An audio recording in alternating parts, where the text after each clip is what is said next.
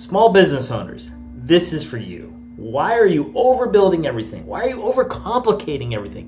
Why are you making it challenging on yourself to find your ideal clients, lead them down a path where they get to know who you are, love to work with you, and then you make it challenging to work with you? Why do you do this?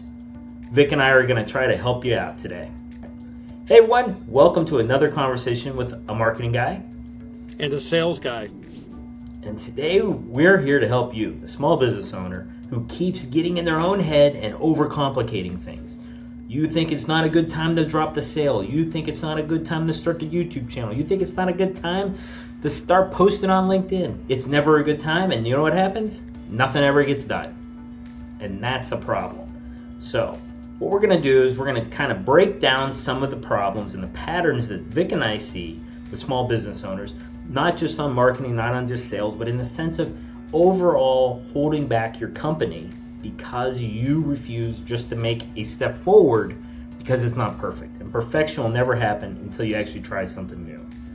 So Vic, we've kind of ironed this all out, but I think that people are scared to make a mistake too much. They're overwhelmed that one step they make isn't perfect, and if it's not perfect, it's going to hold the whole thing up and things are going to collapse on their business. But in reality, by doing nothing, you're actually holding your business back even further. 100%. I mean, I think anybody who's watching this or listening can think of anything they've done, probably recently, but certainly throughout their lives, where that first one was the hardest. And we've talked about it before. The first step is that biggest step. But think of how easy it was, Chris, or not you, but the people listening, the second time you did it, the third time, and hopefully you're introspective enough to go, what was I thinking the first time? It's what we're talking about here. And then, Chris, here's what we hear, though. Yeah, but this is different. Vic, this is different. This is my business. This isn't a tea party that I'm throwing for the first time, But is it different, Chris? I'll throw it back to you. What's the difference? Absolutely. And I think it's funny, let's use a CRM. All right. So I just started using a CRM myself. But before that, my friend Vic told me all I need is an Excel spreadsheet. I just need to write down their names. I need to write down when the last time I had a conversation. When did I send that quote? When did they ghost me? What's my next move? Put that on my calendar. This is the day I need to actually reach out. It doesn't have to be overcomplicated. It could be as simple as that, or it could be a CRM that builds it for you. But what actually needs to happen is the action of doing something. Before I had this conversation with Vic, I wouldn't reach out after sending a quote. I'd be like, oh, I guess they don't want to sign. I would move on. I'm an easy no. I'm not pushy. That's just the way it was. And Vic's like, why would you do that? That's stupid. So it doesn't have to be complicated. It just has to be a system. And the system can evolve as you grow, as you learn new things. And things evolve. Things change every day, and it's okay. But to think that version 1 is going to be where you are 5 years down the road, that's insane. To clarify, Chris, if I did say a spreadsheet is good enough, we can do a little better. But you're not wrong. A spreadsheet as your CRM is the basic, and the spirit of what you said is spot on. Because the alternative is, I'm going to go spend 30 days, and this is something a client said to me not too long ago, shopping CRMs. And you can imagine my head exploded right there, and that was all I remember of that day. But what are we getting ourselves into when we're overthinking something that should be simple? I have I would say a drawer full, but it's really in the cloud, but a metaphorical drawer full, Chris, of courses and workshops for version 1 of this business, which I famously shared did not go as well as version 2 that I'm in now, because I did what we're talking about. I started to think, okay, if somebody wants to learn about X, I better have a whole syllabus ready to go. Why? Basically, I'll switch to another analogy. I've written all these one-act plays, but there's no production, there's no actors, no one's watching my play. Why did I do any of this? And I've analyzed it in terms of my framework that I give to my clients of how sales works. And it's 4 F words that I've shared: having your focus and building a process that I call the funnel, and then the foundational tools And the last F is flexibility. We'll get to that some other session. But that foundation is the third step for a reason. And that's what we're talking about. When you spend time building tools for an imaginary audience, I think you can guess what happens. While we were having this conversation, Chris, our competitors called our clients and might be stealing our business right now. That's probably more on point. Am I right? Correct. And I think the big thing, this is my big takeaway for everyone that's watching this and thinking that we're attacking you. I think that what's holding you back is you think activity equals success sometimes. And it's not always proper activity. I'm actively trying to figure out what my YouTube channel should be about.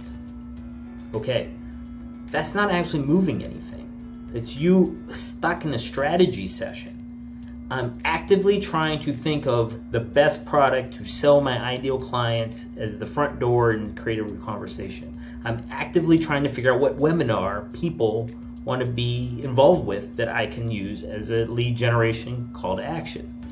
But the problem is that those activities take you way longer than it should. At the end of the day, if you move very fast on that first idea, like I want to have a YouTube channel, cool. Let's just use that one for an example. Who's my ideal client? What are the pain points they want to hear? Let's start recording. Because it's going to take you 20 plus videos before YouTube even understands who your ideal audience is. It's going to take you time to get into the flow of being good at it. It's going to take you some time and some flow to figure out how to edit it, how to post it, how to do more things. And maybe the first 5 times you hit that record, you're like, I don't want the world to see it anyway.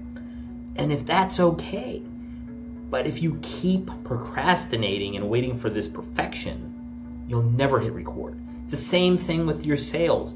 If you think that the next meeting is when I'm going to ask for the sale, we went to lunch, I talked all about my business, they talked about all their business, but at the end, all we did was schedule next lunch. It isn't doing anything except having lunch. And I know too many business owners that fall in this trap that they're waiting. They're waiting for something to happen and they never go and grab it and make it happen. And I think that's what's holding so many small business owners back. And I don't know what the fear is, but there's a fear there. Well, I think you hit on it earlier when you said perfection. I've been, and I think what we talk about, everyone agrees, we didn't invent any of these concepts. We're struggling to just see what's happening in the world around us and grabbing the patterns and sharing it. And a pattern that probably has a word already for it, I'm just calling the founder's dilemma or the founder's problem, which is we as founders of a business have a great idea. And it's usually, if you're doing it right, like one solid idea that it all kind of anchors from. That's not enough. But we all think, and we've all been there, and this is what I think we're seeing, is that one idea is enough, and you just kind of go, hey world, here it is, and then boy, the disappointment starts from there. And I guess here's another way, I love my analogies. We've all seen really bad big budget movies, and you think, how did that happen? Because if anybody is going to allocate $300 million to do something, they better do what we're saying don't do for our $50 businesses, which is our net worth the day we start, right? It ain't $300 million. You would expect that to be all mapped out. There are no variables and it's figured out. But Chris, that's not our businesses, right? It has a net worth of negative value, actually. Forget $50. So even more reason to just get out there and do it. One more thought. I had a client say to me in a session, and I loved it. And again, apparently this is one of those Silicon Valley things that smart people should know, and I'm dumb, so I don't. But you're not supposed to build a plane while you're flying. It was the saying. And I thought about it, and I said, I have a real problem with that. Because I've also heard that you're supposed to break things, right? So I realized, I'm like, wait a minute, I have it. Do whatever you need to get the plane off the ground. But then, by all means, you could probably do a heck of a lot of renovations on that plane while it's flying, and you're not going to crash. Getting it off the ground is what we're talking about, and you just got to do it, man. I don't care if it's a rubber band pulled way long that just launches the business. But then when you're up there, get the wrenches out, man, and tear it down. Am I right, Chris? 100%. If you think about it, let's stay with your realm, sales. The slower your sales cycle is, the the less likely you're ever going to be able to build anything, because you won't have revenue, you won't have time, you're going to be stressed. That's going to hold you back more than anything else. If you can't get sales moving, it doesn't matter what you're doing marketing-wise. It doesn't matter what you're doing operational-wise. It doesn't matter about anything, because sales are what actually drives and can pay for the wrenches and the remodeling on the plane. So you got to get it going, and you got to figure out a way to get it going fast, because the longer it takes you to figure this all out, somebody else is already over there trying to do it. And none of us own a monopoly, and none of us own the only voice in a space. So the longer you become that voice in that space and grab it and take hold of it and say, I'm the expert here, somebody else is going to do it. And they might have less experience than you. They might have less knowledge than you. They could be complete fools and have no clue what they're doing. But because they're reading an AI script and putting it all out there and putting out content and having sales meetings and closing deals, they're accelerating faster than you in your perfection, even if you're a better professional at that field. I love it. I heard there's somebody smarter and better looking than me said this in a better way, but it's something like postponed perfection or continual improvement is better than postponed perfection, or something like that. And I think back to the first few clients I landed and absolutely wonder, did they get their money's worth? And it's funny to think that, because I guess hopefully it shows I really do care about that. Everybody does that. But now I'm so much better than I was then. But I actually went to one of those clients and I said, I feel bad. And this is unnecessary. I'll just skip to the ending. They said, like, Vic, what are you doing? But I said, I've gotten so much better since then. And they said it perfectly. They said, Vic, I never had a coach before I had you. And I wasn't good at coaching myself. And where you got me was way better than I would have done it without you. So good for you that you're better now. I wouldn't expect anything less. And Chris, that's a page from your playbook, because your whole thing, right, is that people can make their own videos. And at the end of the day, if the editing you do or your team does, is not as great as, what are we comparing it to? Now we're into maybe their $300 million movie budget.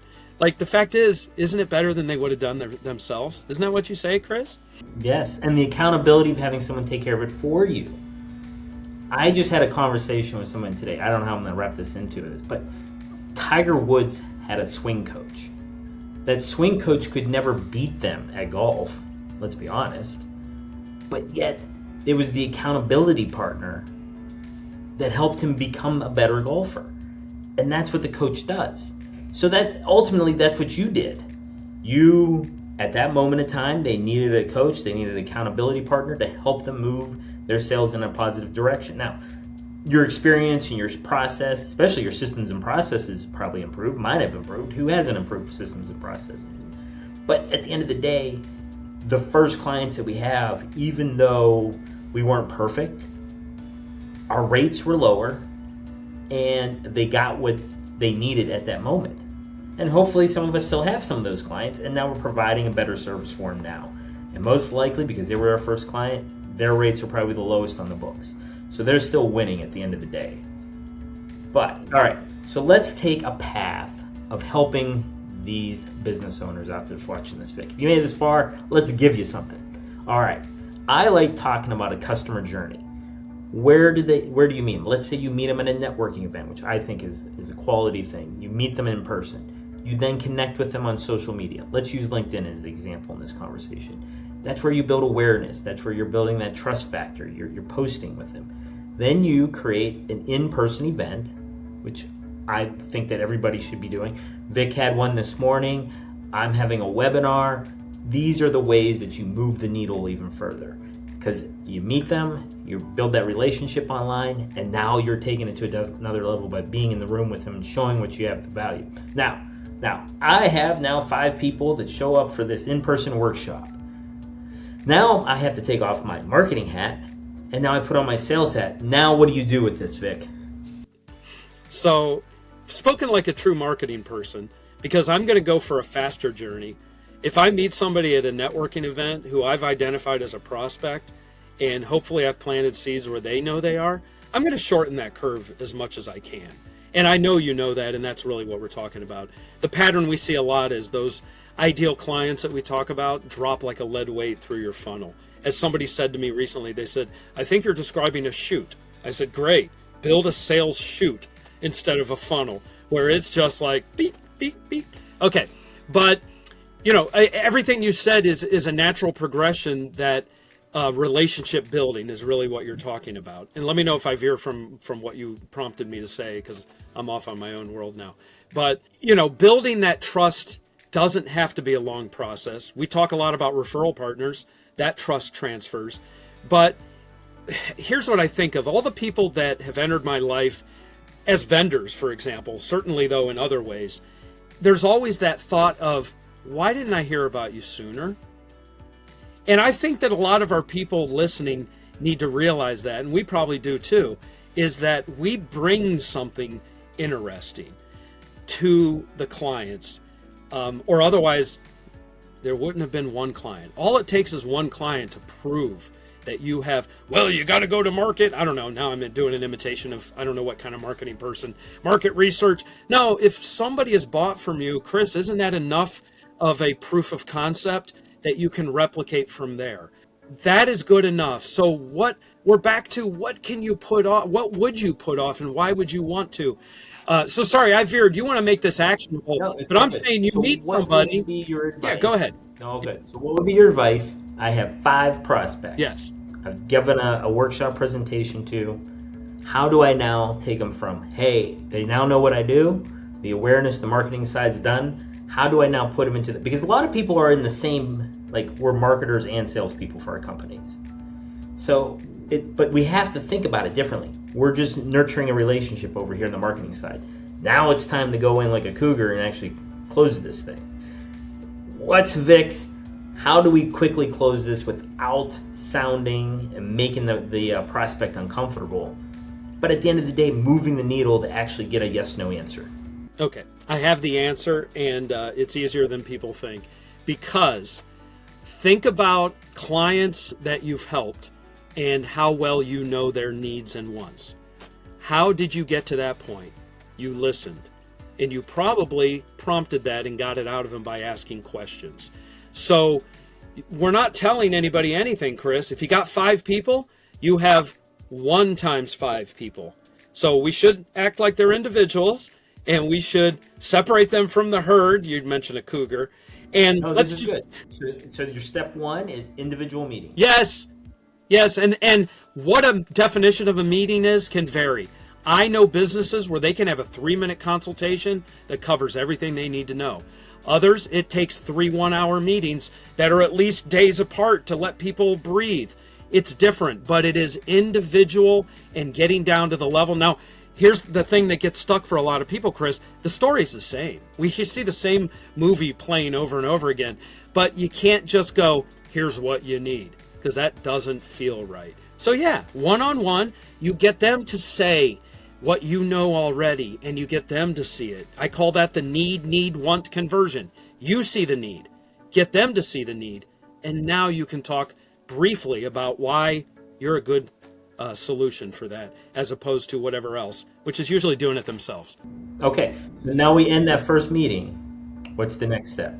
So after a consultation, as a general rule, there is a proposal and as I call it, a pricing and process discussion.